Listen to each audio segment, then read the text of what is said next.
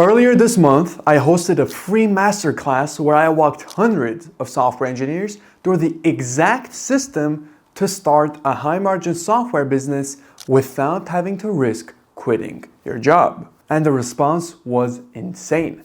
But the number one question that I kept getting was, how do I even find a good idea in the first place, let alone know if it's worth building?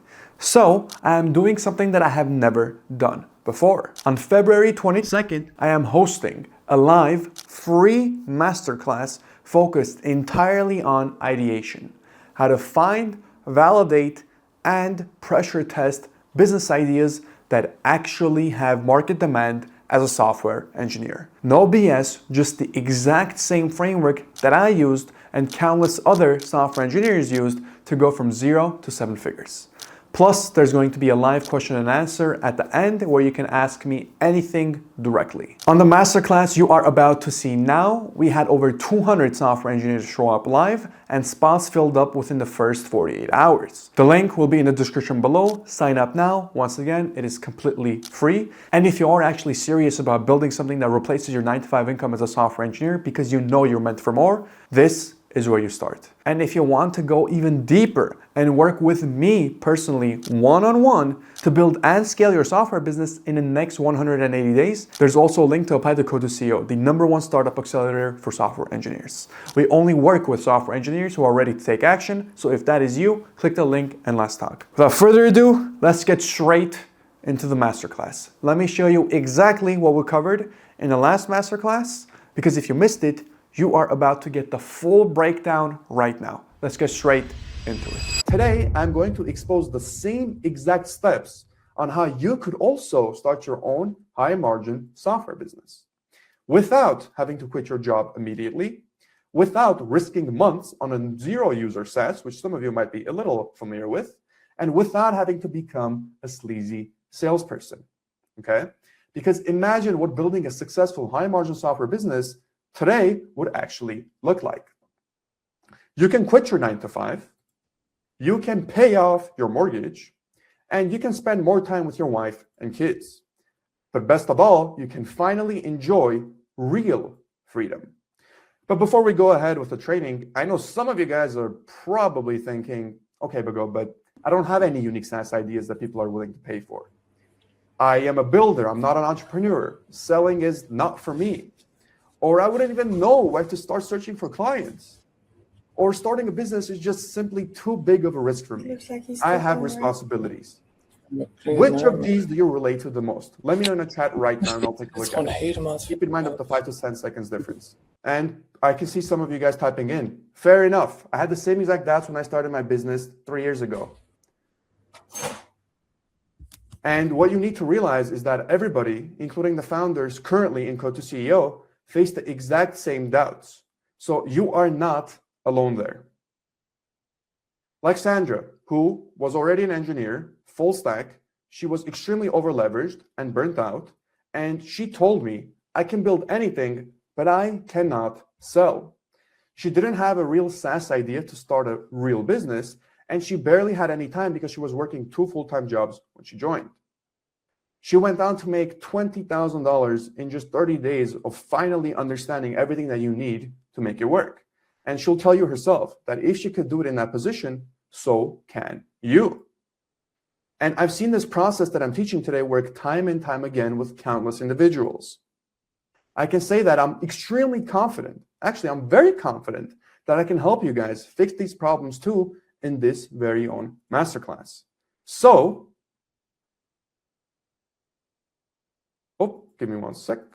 I think the animation glitched out a little. So what problems are we going to solve today to actually prevent this from happening? Well, number 1, finding in-demand business ideas.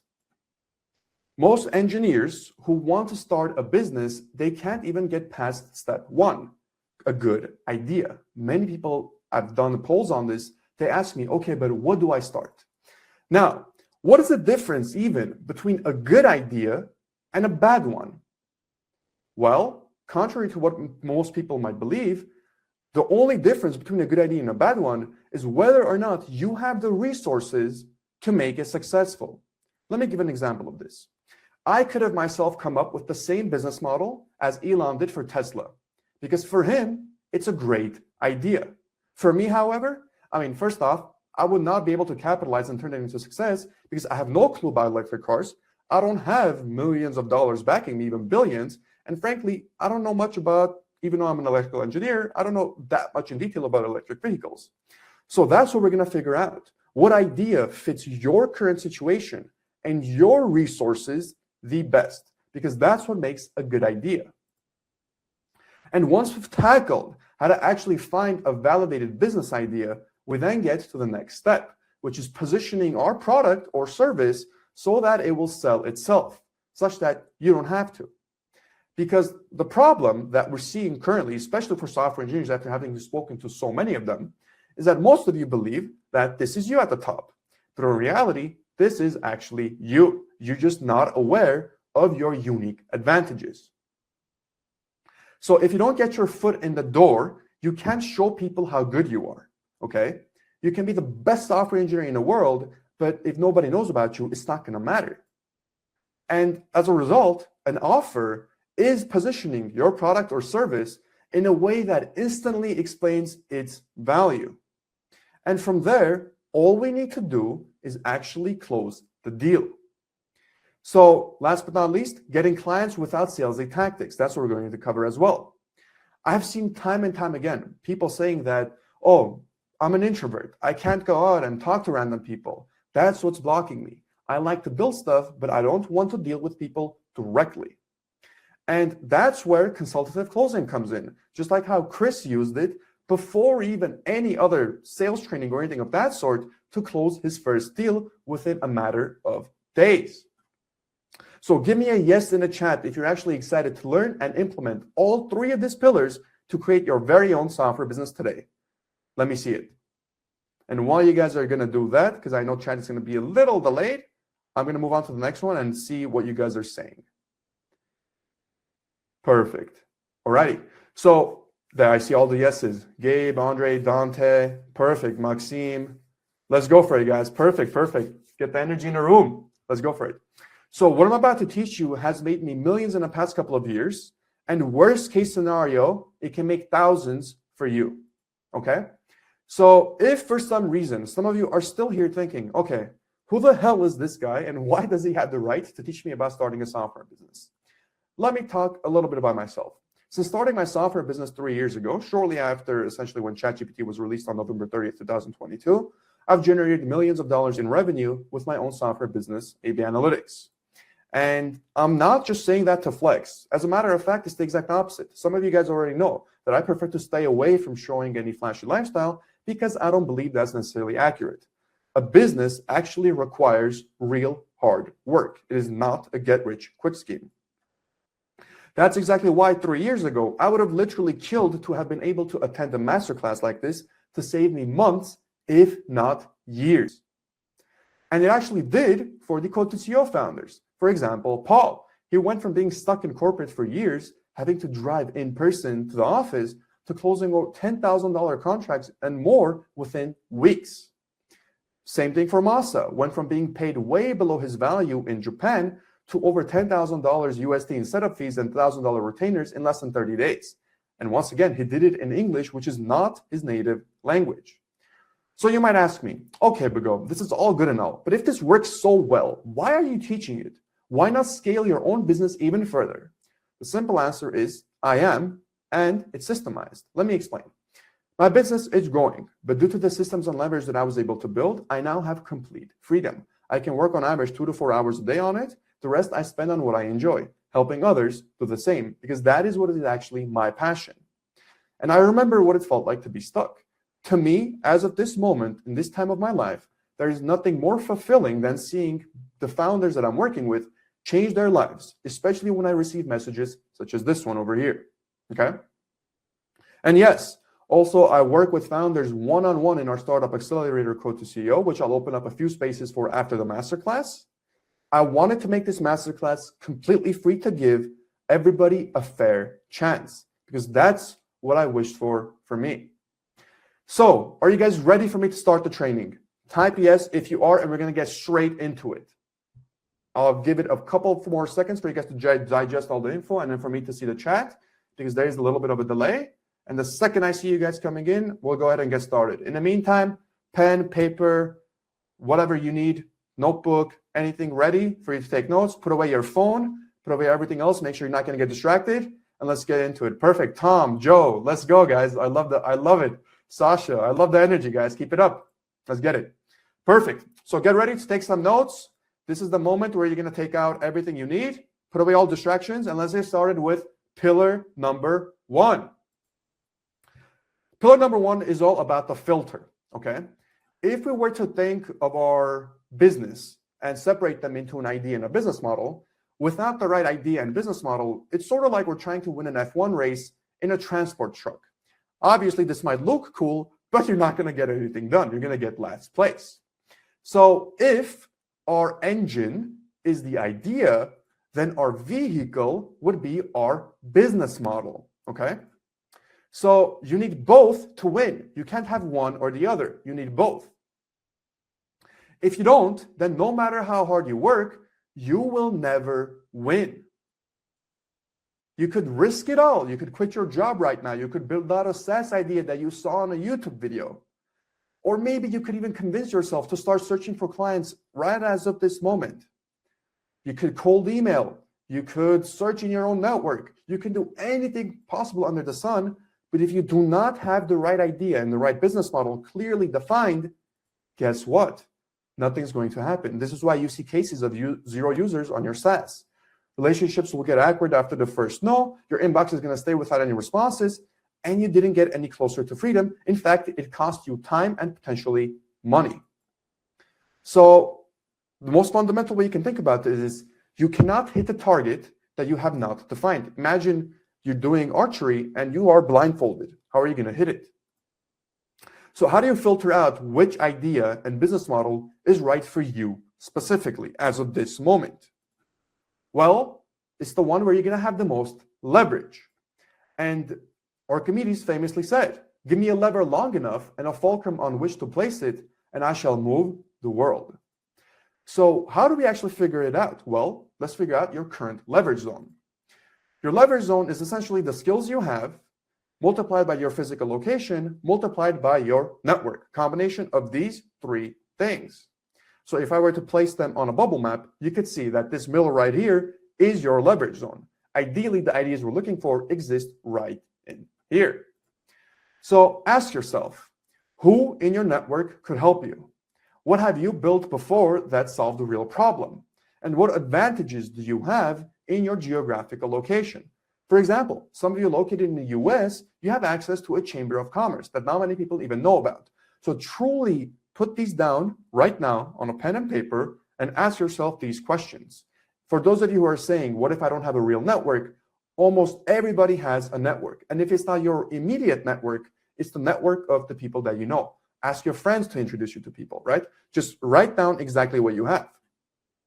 Let's take Sandra as an example.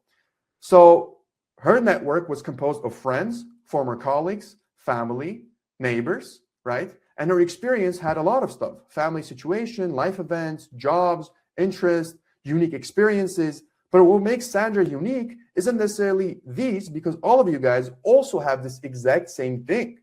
For example, the location. Where she was located, there were local events and meetups, local business environments, schools and universities, and specific demographic groups. So this is what you guys are looking for each of your situations.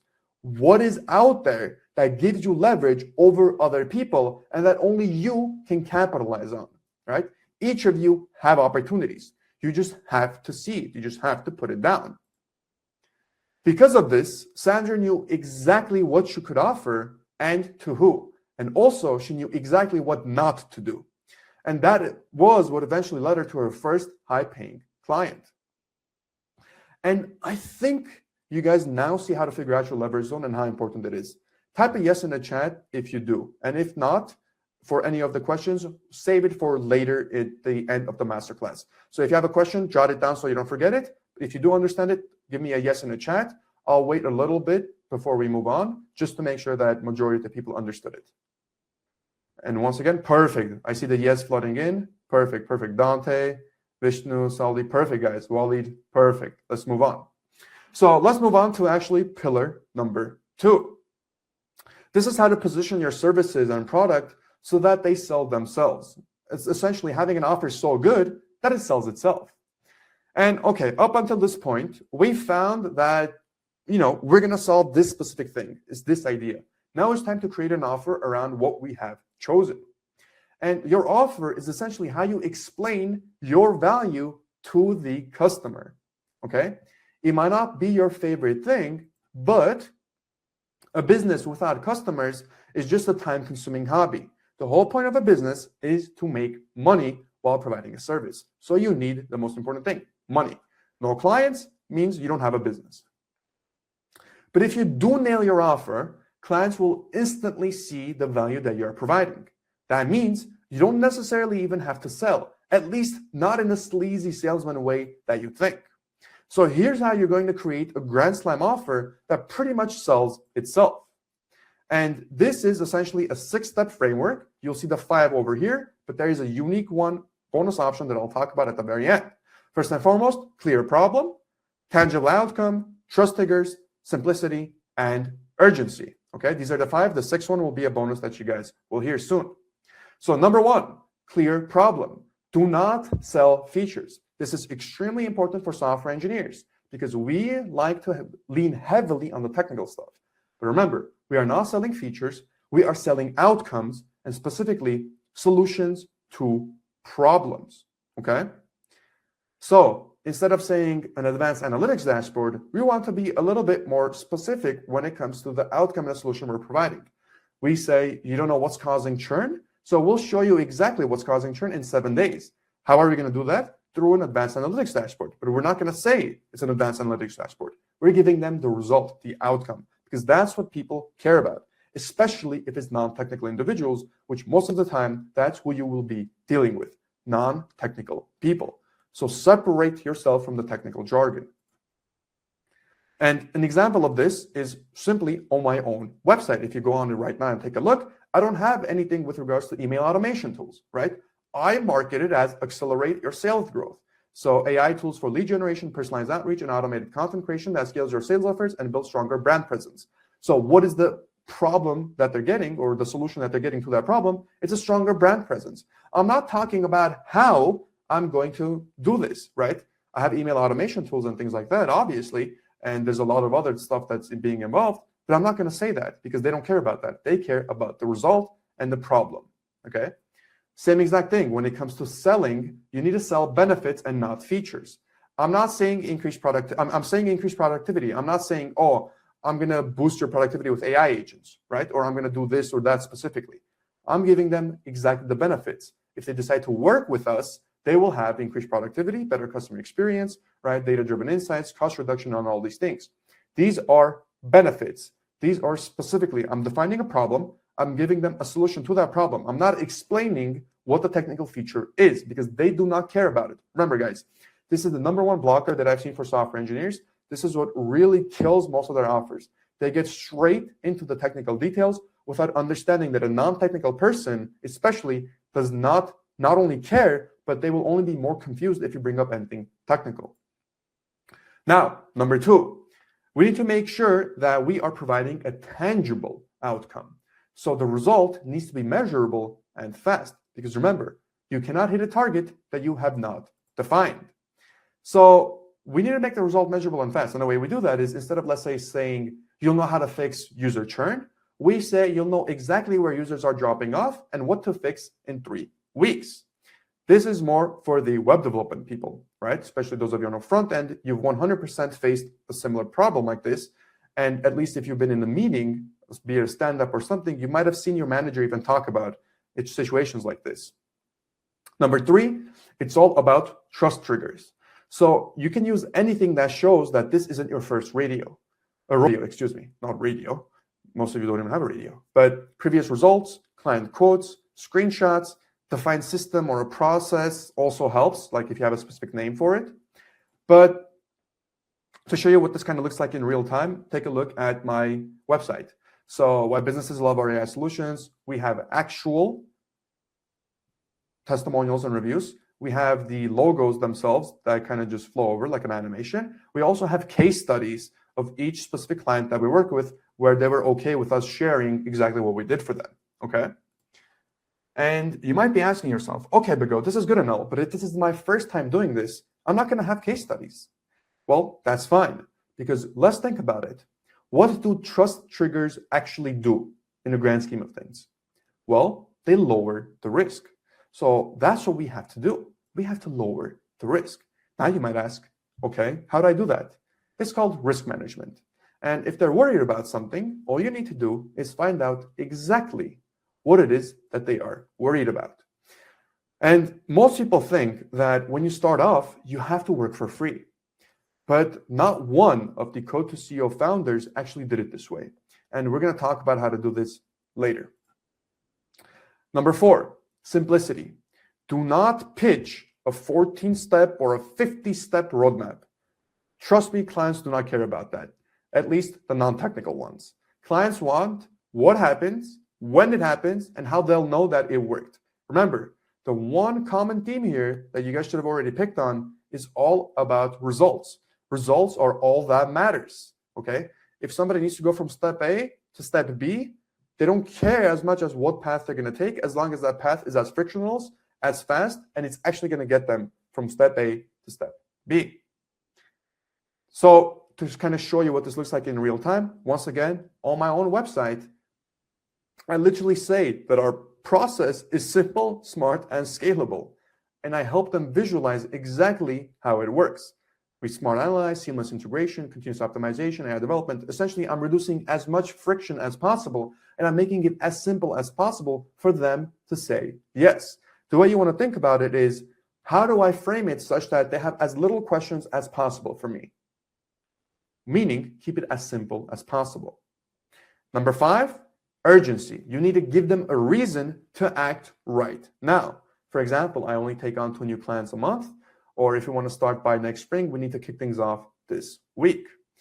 But I do want to point out that there are 2 ways to create urgency. Well, number 1 is scarcity. So if you have a limited amount of stuff, and number 2 is time frame. If you have a limited amount of time.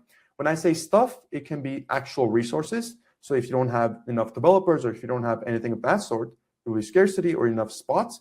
And time frame would be a limited amount of time. So if you're on a strict timeline. But big attention here. Warning, warning. If there is no true urgency, do not fake it. People will smell the BS, okay? So if truly there's no scarcity, if truly you're not bound by any time frame, do not create false urgency. People are going to understand that. This is the biggest thing that, once again, people miss out on. And they create false urgency, the customer realizes it, and they lose out on money.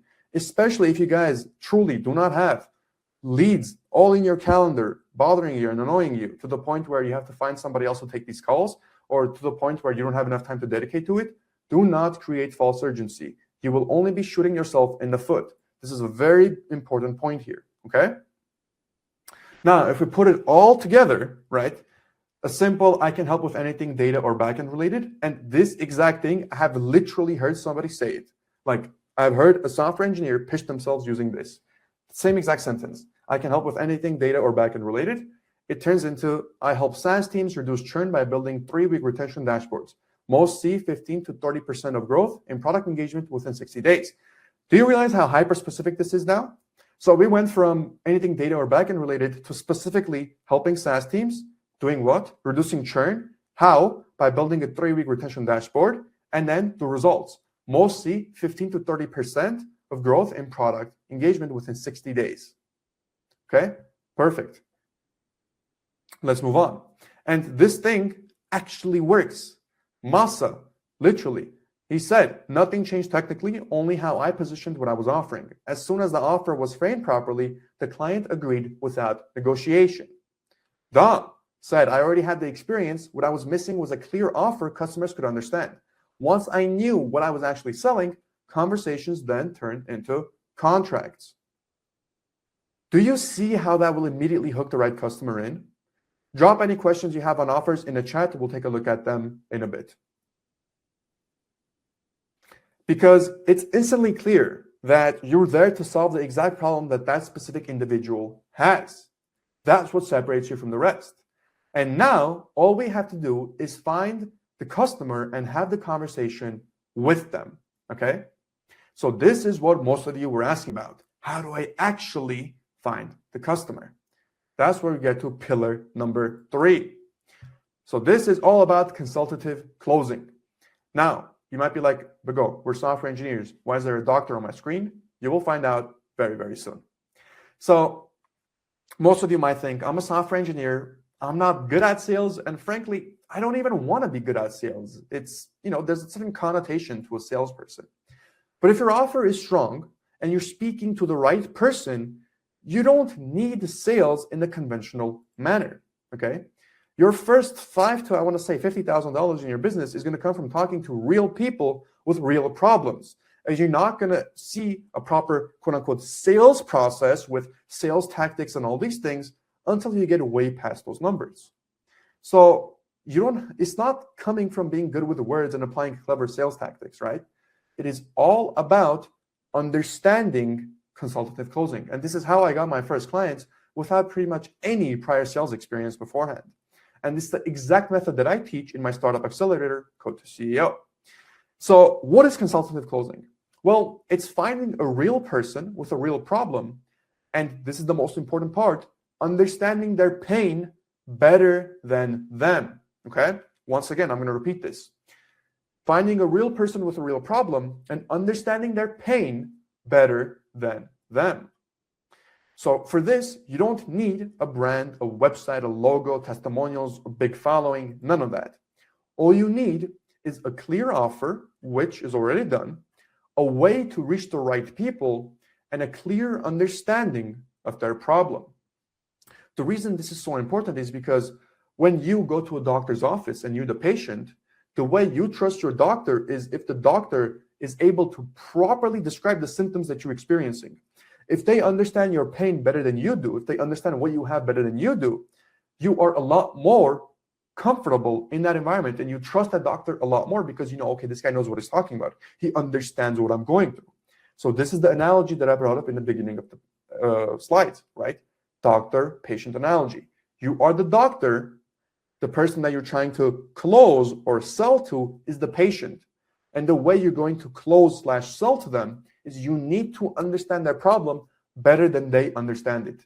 When you walk into a doctor's office, he doesn't just take out a bunch of meds and start stabbing you with needles. No, first thing he or she will do is first understand your problem and then give a solution, okay?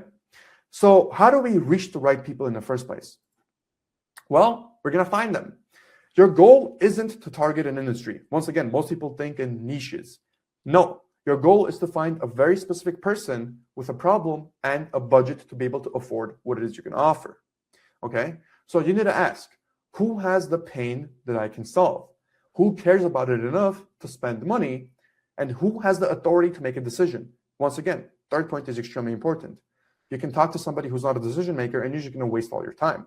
And number 4, where do they hang out exactly? Is it in in-person places? It could be in digital places too, like forums and other things like that. So specifically, who has the problem that I solve, right? In my specific case, is local businesses. For you, it could be e-commerce stores. It could be B2B SaaS companies. It could be anything. That's for you to identify using your leverage zone, okay? And who cares about it enough to spend money? For example, for me, it was founders who hit 6 to 7 figures, sometimes even 8, and realized that more revenue doesn't necessarily equal more profit. That's why they were running small to medium-sized businesses, not able to scale, and they were running it with very low profit margins. That's where I came in to help. Now, who has the authority to make a decision? For me, it would be the founder, so the CEO, the CTO, and all those guys, right? Co-founder, founders, the head of growth, and the general managers, and these guys. So essentially the C-suite executives, really. And number 4, where do they hang out? Well, for my specific case, a lot of them were in social media groups.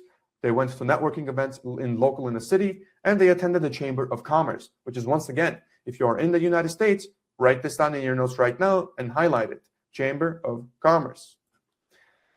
Now, number 2, we need to pick our channel, the way that we are going to get these clients and reach out to them. there are two types that exist, outbound or inbound. Now, whether or not you've heard of them or not, I'm still going to explain exactly what they are. Outbound is essentially you reaching out directly to the client. This could be through a cold email or a cold DM, or even joining a local network to approach somebody. This is the fastest way to get clients, and it's the one where you have the most control over, but it can feel a little awkward as you have to put yourself in an uncomfortable situation. Then we have inbound. Inbound is when the customer finds us, okay? So once again, outbound, we go to the customer. Inbound, the customer comes to us. This could be content on LinkedIn, X, any podcasts you do, YouTube videos, essentially the whole shebang. The way this happens is you show your skill online, and this is actually the most scalable option because you don't have a limit. But this does take a long amount of time. You need a lot of skills, you need proper setup, and you need to be able to grow it properly, so you need funding. And it can be a little uncomfortable, especially when it comes to some of you having to put your face out there. We are going to focus on specifically outbound because we are optimizing for speed and control. This does not mean we don't touch inbound. That's going to come later. For now, we are going to start off with outbound. And let me really quickly take a quick little water break. Alrighty, let's get straight into it. Now, I know outreach is going to feel a little awkward for you guys because it did for me. And like I said before, I'm an introvert. I don't like to annoy people, especially strangers, okay? I didn't want to feel spammy or desperate, right? Which some of you guys might feel. And personally, at the time, I didn't like the idea of selling myself, right? Because it felt like I was pretending to be somebody that I'm really not. You guys might have the same exact fear. And let's be honest, biggest thing of all, you do not want to be rejected. All the job applications that we already sent out and got rejected from, that's enough. We don't want anything more, right? But here's the actual truth of what happens in reality. Nobody ever is going to come to knock on your door offering to pay you $10,000.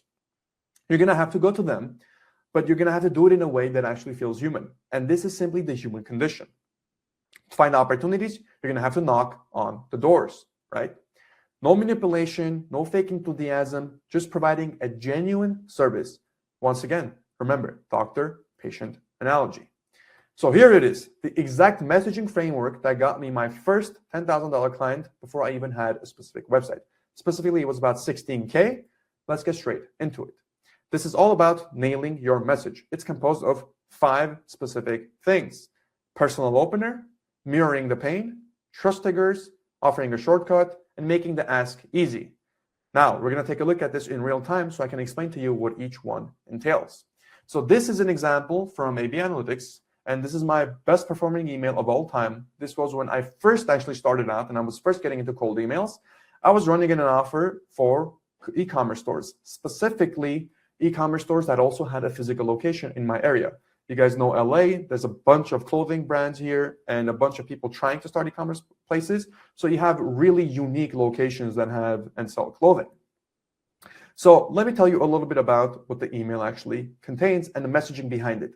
I want you guys to pay careful attention to not exactly what I wrote, but in the emotions that I created, okay? So I want you guys to read through this and understand the emotion that you might feel when you read through this. So first, we start off with our personalization. You can see I have extremely informal speech because if you remember, I said the 6-step framework, but I only gave 5. This is that bonus. The bonus thing is, before you do any of this, you have to understand who you're speaking to. In this specific case, it was a young guy in his 20s, so I knew if I used formal speech, it wasn't going to go too well. So I changed it to informal. What up, Alex? Very informal. If you send this to like a 55-year-old sharp C-suite exec, he's just going to instantly block you. But if you send a very formal email to a 20-year-old, he's going to ignore it. That's why you have to understand who you're speaking to. So let's get straight into it. You can see the first line is personalized. I just finished checking out their brand, and I got to say, I love it. So much so that I actually ended up ordering one of your shirts from the latest collection after dark. And for this specific thing, I actually ended up ordering the shirt. So if he wanted to go and check it, he would see that Bigo actually placed an order for that shirt.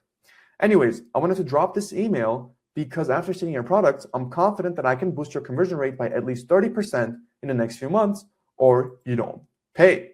So this is already mirroring the pain point, okay? So I'm talking about your conversion rate because I know these companies have problems with conversion rates, but to show you I'm different from the 20th pitch you received, because I know for a fact he's receiving plethora of other pitches talking about the same exact thing, and they're going to be talking about spending ads. So I know their pain point is they don't want to spend more ads or overhaul their website to be able to make these actual sales. So let's break down what's happening. I know that's bold, but your brand is so strong that I know we can make it happen. But to show you I'm different from the pitch you received today and justify how I can make such a crazy claim, I put together a custom CRO plan for your store that can help you skyrocket sales without spending more on ads or overhauling your site. So I personally introduced, right? I made sure that I'm not a robot just sending out mass emails. I mirrored the pain in 3 different ways. First off, I called out the conversion rate. I then called out how I know I'm not the only one reaching out to you over this. But to show you how I'm going to be different is I'm not going to pitch you spending more money on ads or overhauling your website, okay? So already, if you think about the emotions that I created, he's like, finally, an email that's a little bit more personalized to me. Finally, an email that's not talking about ads or overhauling my website. Finally, an email that kind of says that I know they're getting pitched, and an email that actually targets the conversion rate that I'm looking at. So from an emotional standpoint, the user is already invested in reading this, right? So Alex, whenever he's reading this, by the time he got into this line, he's already invested. He's going to read the entire thing. Then what we do is trust triggers, okay? As he's reading this, the goal is to get him to continue reading next line, one by one, and get to the ask that we're going to ask for, right? So if you're free for one of these days, let's hop on an actual Google Meets call. Let's take a look at the trust triggers. First off, I offer the crazy guarantee, or you don't pay, by the way. Also very, very informal, right? BTW. But to show you how I'm different, I'm acknowledging the fact that this is a cold email, and I'm acknowledging the fact that this guy's getting pitched a lot. I put together a custom CRO plan. So I'm already giving him free value. Once again, on top of the guarantee that I already gave, I'm giving him free value. I put together a custom CRO plan for your store that can help skyrocket your sales. So I'm already giving him value. I recorded a quick Loom going over it, and there we go, I attached the Loom. And if you're wondering if I got any proof, I recently helped another apparel brand increase their conversion rate by 45%, boosting monthly revenue from $50,000 to $100,000 in just 3 months. So there's that. So I have 6 different points of trust triggers. The guarantee that I'm giving, me identifying that I'm different from everybody else, me giving them free value through the actual Loom video, right? Me showcasing that I've already helped somebody else before in the same exact situation, and I've been able to get proper results for them, not only from the perspective of conversion rate, but also increasing their revenue, okay? And then what I do is I offer the shortcut, right? The custom CRO plan. So this is extremely important and nuanced because most people wouldn't have realized what was happening here. Once again, pay less attention as to what's being said on the email itself and more attention to the emotion that you're feeling as you're reading this. Because that's what we're doing. We're creating an emotion to get them to book a call. That's our entire goal here. The goal isn't to sell. The goal is to get them to hop on that call. The custom CRO plan does with 3 words, right? It's just custom CRO plan. It does 3 things. First off, it tells them that this is custom for you. Nobody else has it. Second thing it does, it says it's targeting the exact pain point that they're worried about, the conversion rate optimization, right? And then the plan shows that it's something that they can follow from A to Z and get an end result, okay? That's the shortcut that we're giving. And of course, we're making the ask easy. All I'm asking for is a quick Google Meets call. Let me know if you're free in the next few days. Now, in hindsight, since this is one of the first ones that I sent out, ideally, you want to give them a time slot, either 1 or 2 days, and have them choose between the 1 or 2. Since this was one of the first ones that I sent out, I wasn't aware of that initially, right? But now, if I were to redo this again, I would say, instead of in the next few days, maybe give them either Monday or Tuesday, whatever works best for you, right? Instead of letting them decide, give them 2 choices to choose from. And that's exactly how the whole thing rolls out, okay? You see how intentional this email is written? Like every single line earned its place. There was nothing extra here that didn't belong there. The good way to think about you writing your own messages is see, okay, if I remove a sentence from here, will my email lose anything? If so, that's bad. Remove it. You don't need it. The way you want to approach this is, does every line need to be there? Does every character need to be there? Is there anything that is redundant or anything that doesn't add anything to the overall message that I'm sending out? Okay? in this specific place, every line earned its place. So now that you know how to write your message, what results can you actually expect from something like this? Well, generally speaking, here are the key performance indices that you're going to be looking out for. If you're going to use cold email, you're going to want to get a reply rate of 5 to 10%. This does not mean a positive reply rate. This means a total reply rate, which could include negative responses. From that, you should get about a 1 to 3% booking rate. LinkedIn DMs are a little higher, about 10 to 20% reply rate, with a booking rate of about 3 to 5%. And X DMs are a lot higher, about 10 to 30% reply rate and 5 to 10% booking rate. Once again, big caveat here. These numbers are assuming you are reaching out to the right people. This does not mean you get to blast all 8 billion people on the planet and then expect a 10% reply rate. That's not how it works. These individuals need to be the right people, which once again, you should have already gotten from your leverage zone, okay? And the biggest thing here that I want to point out, write this down. Do not ever obsess over the output. Only obsess over your input. Your output is directly tied to your input. The more you do, the better quality, the better your output. So don't take a look at the output and stress. Understand that it's the input that determines the output. So you need to obsess over your input. Don't think by the end of this month, I want to make this much money. Think by the end of this month, I need to do this much outreach, as an example of what that looks like. Always about the input, because remember, volume negates luck. Most software engineers send 5 messages and give up and think, oh, this offer doesn't work, or this is all BS. That's not how it works. Send 50 if you're sending 5. If 50 doesn't work, send 500, okay? You need to track the results, iterate, and continuously repeat. Once again, obsess over input, never the output, okay? And I promise, if you do this genuinely, you will get better extremely quickly. You are a software engineer. You're already smart.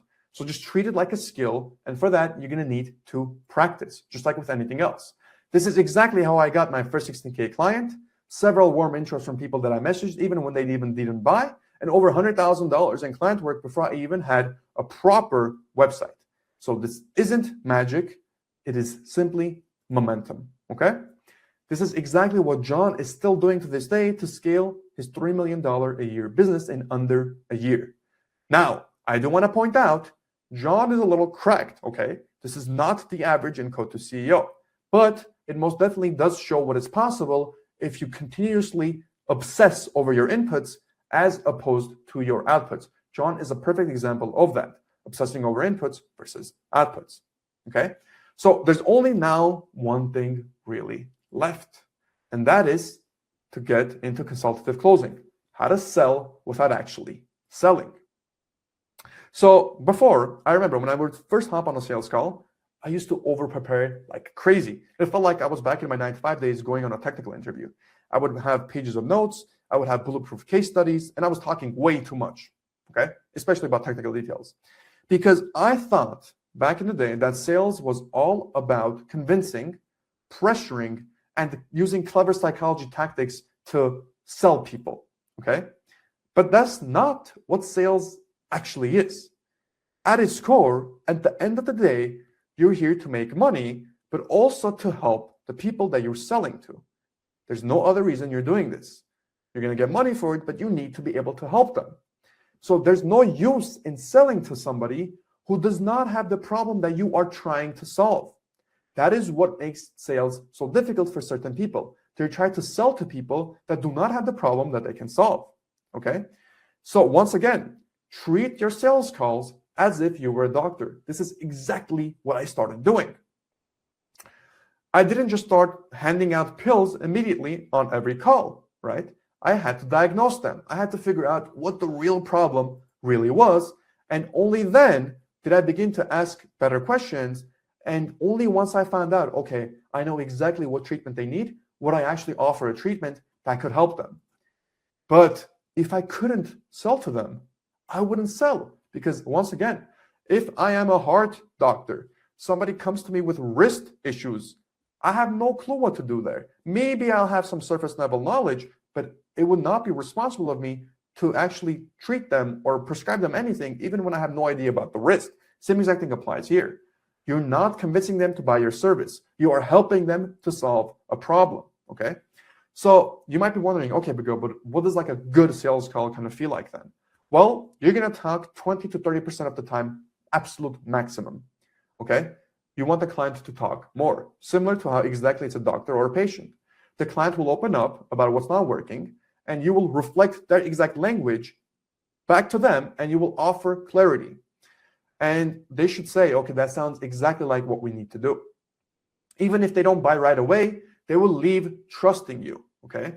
Now, obviously, the goal is to most often than not close on the first sales call, but if this is your first rodeo, that might not happen. So at least you want them to walk away still trusting you. And this is how Paul actually got his first client. This is his words exactly. I didn't even have a finished offer. I explained the problem I could solve, and they said yes, just like that. Dom also, how he got his first client. It was on a sales call. It was a discussion about their business. We talked about their problems, and working together was an obvious next step. Notice, obvious next step. That's how you want to make it happen. When you, as a patient, go to a doctor and the doctor understands your problem so well, you say, okay, I want this guy to treat me. He knows exactly what I'm talking about. He gets me. No other doctor got me like this guy did. So that's why you want to work with him. There is no real sales or clever psychology manipulation. None of this stuff happening. It is simply, you have a problem. I understand your problem. And the only natural conclusion is that we work together to solve that problem. So I think now you can see why consultative closing allows even introverted software developers to build a successful high-margin software business in a matter of months, maybe even weeks. And do you feel that right now, after learning about these 3 pillars, you're at least in a better position to start and scale your own business?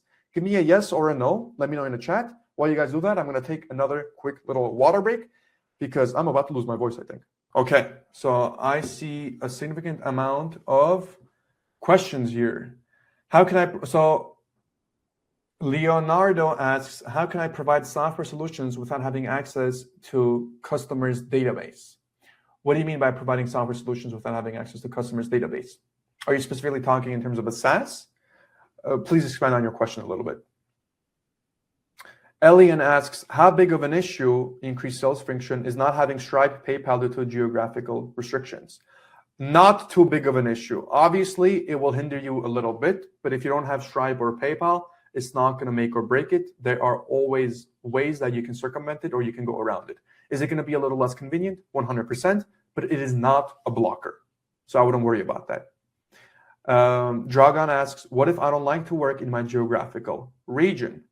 Well, that's going to be up to you. I mean, if you don't like to work, then you don't like money. That's completely up to you. It's going to be a little harsh for me to say this, but that's going to sound like a personal problem. If you don't want to work in your geographical region, then go outside of it. But once again, you're going to have to decide if you're going to want to make the money or not. Completely up to you. I'm not forcing you to work outside your geographical region, right? Walid asks, how to deal with non-compete issues, assuming that I want to start my company based on a similar product service from my current employer. You need to talk to your manager. So for most of you who have signed specific non-competes, talk with your manager or just anybody in HR to better understand the terms of the non-compete and exactly what it entails. That means you're going to go very directly into the same product or service. So find out from your manager to what degree that entails, because here in the US, for example, if I'm in fintech, let's say I'm a quant and I'm trying to build something of my own, there are a few nuances state to state and other things that I can at least compete on. So talk to your manager and talk to somebody from your company that can actually refer to you and reference it. I'm not going to tell you do it behind their back because they're not going to find out, because once again, you want to be safe than sorry. And then Moez asks, I often feel like I'm not capable enough yet because of my lack of knowledge and experience. How can I overcome that feeling? That's what's stopping me. So this is imposter syndrome most often than not, unless you actually are not capable enough. So there's 2 scenarios. Number 1, you are capable enough and you just have imposter syndrome. Number 2, you're not capable enough. The solution to both of them is to objectively take a look at what you have accomplished thus far, okay? Objectively look and see what are the results you have gotten, where you are in your life right now when it comes to, let's say, even the job that you've acquired, the money that you're making. Are you above average or you're below average? And try to understand, am I not doing good because I simply don't have the skills for it? Or am I not doing good because I am holding myself back mentally because of imposter syndrome? Okay. Make things as objective and quantitative as possible. Always talk about the numbers. Celinda, is this only for software engineers? Yes. Could someone from cloud security join the program? Well, if you're a software developer, even if you're in cloud security, you can still join, but this is only for software engineers with regards to programmers. Okay. Martin asks, this meet didn't give me more than your videos on YouTube, just a bunch of motivational words and a bit of intro into sales. Could you be more specific? What did these people who joined struggle with specifically, and how did you solve it?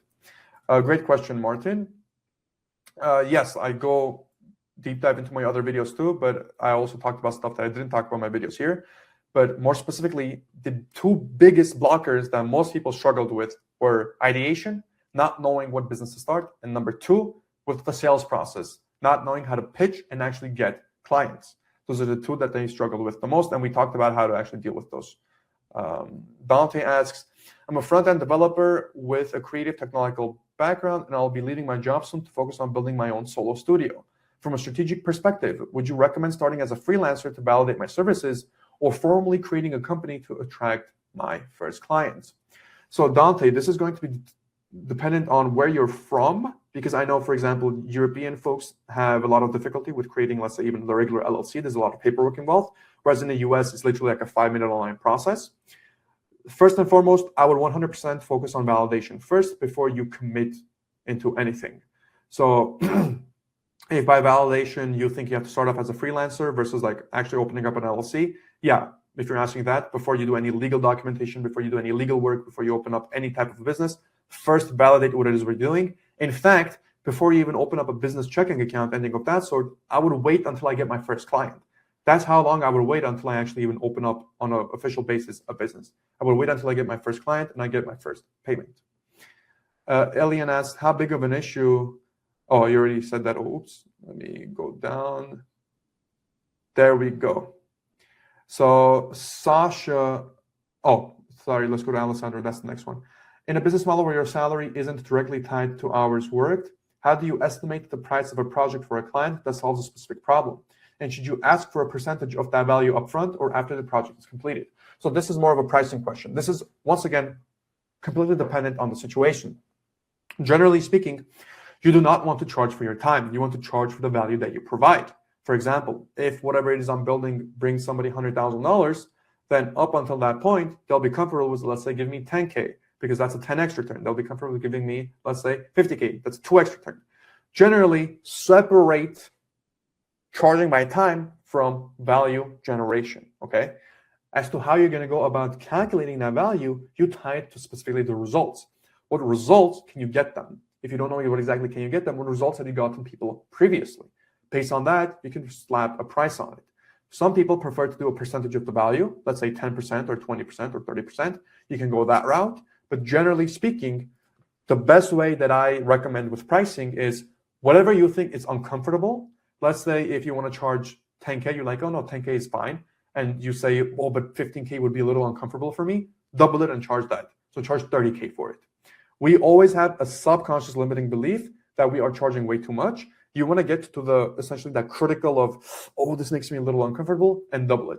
That's how I started off charging, and I was extremely surprised that it did not even change my conversion rate that much.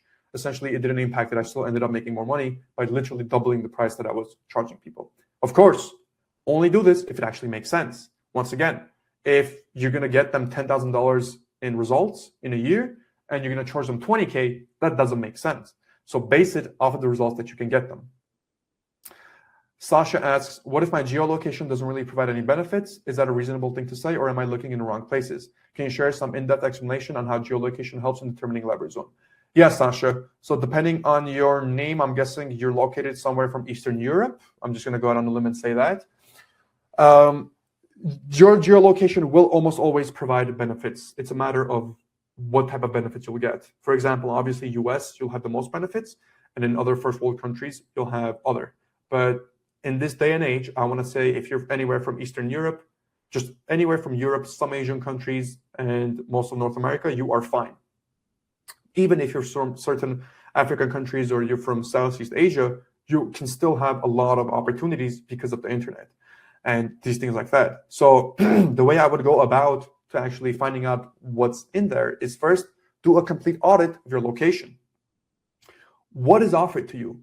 When I talk to the people in the United States, none of them even know that there's a thing called Chamber of Commerce. None of them know that there's a group called BNI. None of them know that there's so many resources out there for you to utilize. So you have to think of it this way. Most often than not, it's not a resource problem. It's a resourcefulness problem. So it's not that you don't have the resources. You most likely do. It's just you're not resourceful enough yet to use them properly. I have found this true from even countries from Serbia, right? And let's say even Latvia and these guys, these tough countries where people think, oh, there's no opportunities. I have seen people make multiple six figures, close to even seven figures sometimes within the span of a year by identifying what it is that their specific location offers them. You'll be surprised by what your country has to offer you, by what your city even has to offer you from that perspective. So just do a little bit more research. As to some in-depth explanation on how specifically it helped, let's say me, I didn't know about Chamber of Commerce. The second I joined Chamber of Commerce, I was the only software engineer. I was surrounded by people in their 50s who were fascinated by software. I became an overnight celebrity just like that. Everybody would come up to me and start talking about AI and software, and I had the easiest time of my life when it came to acquiring clients because they were already looking at me as the authority in anything software. So they would ask me for audits in their business and all these things. Once again, I wouldn't have known about this if I didn't take a look at my location, okay? And every single one of you has this type of an opportunity. It might not be a Chamber of Commerce for you. It might be a specific tech meetup, or it might be a specific other thing like that, okay? You just have to go out and actually find it. Next question, Sasha, again. Do you think validating the idea and booking some calls need to happen even before building the 100%? What particular products are viable for the sell-first strategy? You should not build anything out fully until you have validated it. This is especially true for a SaaS. Nowadays, my advice will be a little different. If you know how to utilize cloud code and AI to help you code, you can crank out an MVP within a day and an ample amount of tokens. But I would do everything in your power to sell before you even build it out in the first place. Now, this might be a little difficult with a SaaS because you might be like, okay, how am I going to sell it without having anything to show for it? You can build out an MVP for it, but generally speaking, once again, if you have done everything correct up to until this point, if you have properly identified the problem and shown that you understand the problem better than them, they will give you the benefit of the doubt. And if you ask for even a small deposit or even, let's say, 10% of the payment up front for you to begin the process of creation, they will do it. I've done it. Founders in C2C have also done it. But yeah, definitely validate before you build, especially if you're going to build out a full-fledged thing. Can you explain how you applied skills location network for building your particular successful products? Yes, 100%. So for me, I have a consulting firm, right, with an emphasis on AI. It released on November 30th, 2022. So that's experience because that's actually my birthday, November 30th. I took that as a sign from God that I'm going to do this. Specifically for my location, there was a plethora of local businesses around me, and a lot of them that I actually used.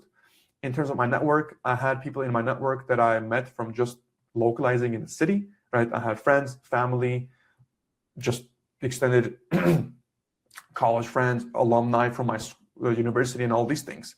And what ended up happening is because of my experience working at Fortune 500 with all these companies, I noticed that all Fortune 500 companies have internal data analytics teams. So they are paying multiple six figures in salaries to have data analytics teams. However, I realized that medium and small businesses don't have an internal data analytics teams, but that doesn't mean they wouldn't want them, right? Or that doesn't mean that it wouldn't help them. I'm like, okay, that's a gap in the market based on my experience. I'm a software engineer. I can do this utilizing AI. And essentially the main thing that it came to using all of these things, because I had the businesses that I was close with, because I had people that I knew, because I joined the Chamber of Commerce and I had all these businesses right under my radar. And I was the authority because everybody treated me as, oh, wow, he's a software guy. He knows about AI. I went in and I said, look, the problem is this, and that. And it can be solved using this, and that. And I understood that problem really, really well because I talked to so many people. And the best part of all, I don't have many competitors because nobody else, as a software engineer, just like me, that worked in Fortune 500 as a consultant, nobody else has the same exact network. Nobody else has the same exact relationship as I have with these businesses. And nobody else is running the business just like how I'm running it. That's why, even though I might have quote unquote competition, I can still take a very small chunk of the pie, but the pie is so big that I am still satiated. Okay? Hopefully that makes sense. Donnie asks, I was an ER nurse for about 10 years and in management. I got my BSCS about 3 years ago and have been working as a software engineer, 2 years building EHRs in the .NET world. Big hospitals already have solutions, so I've been having trouble narrowing in who my target audience is. Donnie, actually, funnily enough, I talked about this in a few of my videos. I think your target should be instead of hospitals, because big hospitals are kind of red taped by these brands. So if they use an EHR, they put them on a contract and it's sort of like a monopoly. I highly recommend you taking a look at more private clinics, hospices, and home healths, because those guys definitely need custom software. And I know you've been building an EHR, but take a look at other custom software that you can make for them. An interesting one that you can check out is, I believe it was Oasis. It's for the Oasis thing the nurses fill out. It was something Get Roger or something. It's like a transcription tool that nurses can use when they go talk to a client or when they go talk to a patient. It transcribes it and then fills out the Oasis on its own. Since you were an ER nurse, I'm sure you know about this, like what Oasis is and all this stuff. But take a look at it, and more specifically, don't target the big hospitals. Target the hospices, home healths, and these things specifically. GJ asks, say I have 2 jobs currently and can only do 1 to 2 hours a day. How do I find the time to actually provide services to clients who are willing to pay me? If you have 1 to 2 hours a day, I would say that's more than enough time. If you span it over a few months, consistent day to day, you literally just have to dedicate, let's say, 1 hour of each day to specifically outreach and getting in this much done, okay? If you do that over the course of a few months, you will get there. It's all about consistency though. Marco asks, what about the software devs with a job with exclusive contracts? How do we do side jobs? Once again, you have to talk to your manager or somebody in HR that can explain that to you and what the non-compete, if any, you signed is. Generally speaking, once again, obviously people are going to tell you, oh, just hide it. Just go do it behind their back and then you'll be fine. Most of the time that works, but to be safe than sorry, rather be safe than sorry, still talk and make sure that you're not overstepping your bounds. Gald, I think I'm saying that right, asks, I'm based in Brazil, but I target UK and USA for development services. The method would work online. Yes, it would work online, but obviously you would need to stand out more. You would need to do stuff that stands out for people. Abi asks, so I've worked as a software engineer and have attempted entrepreneurship, but I don't have full stack skills as I worked as an SRE on cloud systems, infra, and data automations. Should I get in some deeper full stack skills in a mobile or web, or build a mastery in cloud code to better technical product chops? So first and foremost, I highly recommend every single person here to build mastery in cloud code. That's regardless of what you're going to do, because that's just the future of coding. That's where it's shifting, is shifting to AI agentic coding. But I wouldn't learn anything else. I wouldn't try to learn full stack or anything of that sort, because that's just not going to be as high of an ROI skill for you. It will still be useful for you, but it won't be the highest ROI thing you could do. You always have to think about the opportunity cost. If you do one thing, you don't do the other. Personally, I would take a look at your leverage zone and identify any unique opportunities that will be right for you based on what you have currently, and try to go that way. Shinedu asks, can I join C2C while in Africa? You can join C2C even if you're on the moon or Mars. It's all going to depend if you're a good fit. DT asks, how do you solve the chicken egg problem? Like, I saw the quality email you showed us with all those trust triggers, but it talked about another client that you had helped. How about people not having an example to show? So if I didn't have an example to show, right, I would have simply removed that line, and that would have reduced my conversion rate, obviously. But that means I just needed to increase my output, right? So that's what I mean. It's all about inputs and outputs, and it's a formula. Your input is directly tied to my output. If the quality of my input is bad, I just need to do a little bit more input, and I'll get that output, right? So if I didn't have that testimonial, I would have either tried to frame it as a different type of a guarantee or a risk mitigator, or I would have just completely left it out and sent, let's say, 100 extra a day. Because I know even if my conversion rate decreased from 5% to, let's say, 4%, I would have just simply had to do 20 times more outreach. 20% more outreach, right? So that's how you want to take a look at it. Always measure stuff in inputs. Gabriel asks, my background experience is in industrial automation, and my specific software engineering experience has been entirely freelance. I haven't held a traditional full-time software engineering role yet. Given this mix, do you think I have a realistic chance of succeeding? Once again, Gabe, based off that a couple sentences, I can't tell you 100% yes or no, but what I can tell you is this. Even if you haven't held a traditional full-time software engineering job, if you have the skills with regards to your leverage zone, there's always an opportunity that you can target. But once again, generally speaking, you have to identify is what you're having imposter syndrome, or is it truly a lack of skills? For some people, it's truly a lack of skills. And I'm not going to tell you, yeah, you can build a successful business, make $1 million, if you don't have that knowledge, prior knowledge, that prerequisite to even get there. So I would need a little bit more information from you. I'm going to give you a little bit of time to kind of add on to your question if you want to ask it. If not, I'm going to move on. Alexander asks, how do you decide if someone is a fit for the Code to CEO program? I'm mainly looking for two things. So coachability, how coachable are they? And also their mental model. Specifically, how do they view the world? How do they approach it? I can only do so much to impact your mental model. So that's why the way you come in, I'm going to take a look and see, do you have what it takes to succeed, right? And obviously the other thing I'm going to be looking for is just straight up factual information about yourself, quantitative results, your work experience, what you've done before, where you're at right now, and all this stuff. But primarily looking for coachability and mental models. Kapil asks, I don't have any idea on how to find the real-time problems. I tried to find it in the last 2 to 3 months, but could not find. Will your program help me find the problems to solve which can attract customers' clients? Yes, as I talked about before, if you are accepted, we will go into the ideation process together and actually find what works best for you based on your unique advantage. Graziano. Oh, hey, Graziano. I remember you from the emails, and I think you, if I'm not mistaken, I talked with you before as well. How can we compete with multiple local AI agencies that have recently sprouted? So here's the difference. Most of these AI agencies that you see, because everybody and their mother is now making AI agency content, they are not developers. They are not technical people. These are non-technical people getting into AI agencies, okay? The best way you are going to compete with them is what's called a blue ocean versus a red ocean, okay? So think of, let's say, a drop of blood, right? In the red ocean, you're going to have a bunch of sharks there. But in the blue ocean, there's going to be no sharks because there's no blood. Meaning you want to create a place for you where there's no quote-unquote real competition. Meaning you're the only person who can do that. That's going to be done to your leverage zone. The fact that all of you guys watching this are software engineers, if you start an AI agency, you're going to have an overwhelming advantage over the non-technical person.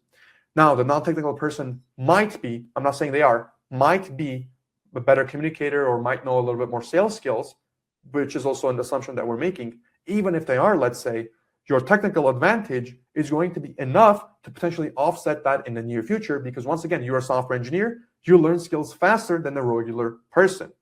Just this is simply factual information. If you've already made it to be a software engineer, you have an higher IQ, and higher IQ means you learn things objectively quicker than other people. It's your rate of learning. And since it's like that, you will learn the sales and marketing that you need to succeed. So best way to compete with local AI agencies is to compete on a stage where they cannot even step up, right? Take a look and see what they're doing. Take a look and see what the customers are complaining about them. Make whatever they're doing, do it 2 times better. Whatever the customers are complaining, to also do that better. Dave asks, as devs who work for big companies, we're usually working on features for that particular business or in highly technical domain. How do you translate this to helping SMBs with very precise problems in their business model? Seems like it doesn't translate exactly. Very good question, Dave. So first and foremost, what you want to do is take a look at the parent and child relationships. I don't mean like an actual parent-child, but think of it as like a decision tree in terms of algorithms. If the parent over here, right, that's the big company you're working for, and all the small little things are the main problems you're looking at, similarly, a small and medium-sized business is going to have the same exact thing, except it's going to be on a smaller scale. You're going to have a big problem, and from that big problem, you're going to have a couple other small problems. Now, specifically, even when I was working back in my 9-to-5 days, I had a lot of problems that had to do with vendor risk management, okay? Now, this is something that, generally speaking, a bigger sized business has to deal with. But the way that I could connect it to a smaller business is, even though a smaller business might not have the same exact problem with vendor risk management, I can divide the vendor risk management into many problems. And I know for a fact that these many problems will be present in that small or medium-sized business. Meaning, if you don't know what vendor risk management is, it's essentially if, let's say, I am an e-commerce store or I'm selling a physical product, I have a bunch of different vendors getting me a bunch of different supplies. I have to manage that relationship properly. I have to make sure everything is there on time, the shipping gets there on time, and all these things, right? What I can do is I can take one portion of that, let's say communication strictly with emails or communication strictly with notifications, and I can apply that to the small business. I did this exactly with lawyers, right? A lot of the personal injury law firms in my area had problems with notifications. Specifically, customers kept missing doctor and like chiropractor appointments which meant they wouldn't get nearly as much money from the settlement. Thus, we created a way for the lawyers to be able to automatically send notifications to these clients such that they do not miss their doctor and chiropractor appointments, so the settlement value increases. So what we did is we took a parent problem, we drilled it down to the children of it, and we tried to see if the children apply to a small and medium-sized business. Almost always they will, because whatever works on the macro works in the micro. Perfect, Dave. Hopefully that answered your question. Chinadu asks, and what product ideas can you think of in scientific computing? Little bit of an arbitrary, interesting question. I unfortunately do not know too much about scientific computing. I don't know if you're talking about quantum computing. I can tell you that it is a field that will see a lot of hype and gain in, but nothing off the top of my head that I can just tell you right now. Cedric asks, at which point do you recommend hiring people to help with the clients, especially when working full-time already? Cedric, great question. This comes down to opportunity cost. So at a point where your time is worth more than what it is that you're doing, that's when it should be outsourced. So if your time is, let's say, $100 an hour, and what you're doing is only $80 an hour in terms of the result that you're getting, that needs to be outsourced to somebody else, okay? Because you are losing $20 an hour every single time you do that specific task. Now, you might say, okay, that's a little arbitrary. How do I actually calculate that? Well, that's why you need to be keeping track of everything. You need to have data for everything, okay? A good way to understand this is always have the opportunity cost. What are my 20% of the tasks that I can be doing right now that will give me 80% of the results? What is the highest leverage thing that I can do? And then Christopher asks, how would you recommend safeguarding your true learning in the age of AI mentorship? Never worked in industry. I value learning it in itself, but find it difficult to learn fast enough while rapidly, these questions are coming in, it's moving up. Rapidly iterating on my MVP. 4.5 months of building, no customers yet, still learning and improving my code base. Dev skill issue, not gonna lie. MVP is a boring compute-based recession-proof service.